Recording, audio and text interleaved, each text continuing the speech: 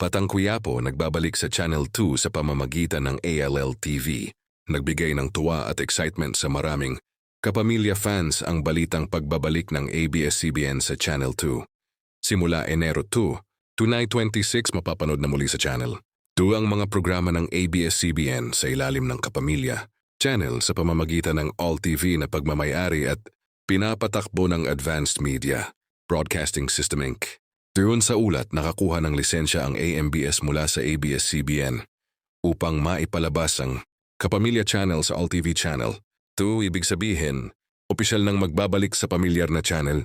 Number ang mga minamahal na palabas ng Kapamilya na matagal ding hinintay ng kanilang mga taga-suporta.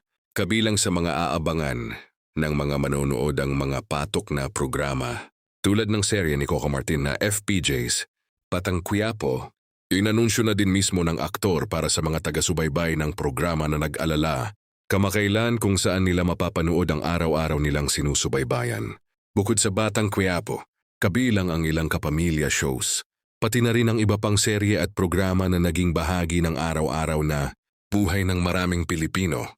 Ang malaking hakbang na ito ay kasunod ng naging desisyon ng TV5 na tuluyang tapusin ang kanilang content agreement sa ABS-CBN. Sa kabila nito, patuloy na humahanap ng paraan ang ABS-CBN upang maihatid ang kanilang mga programa sa mas maraming manonood sa buong bansa para sa maraming kapamilya.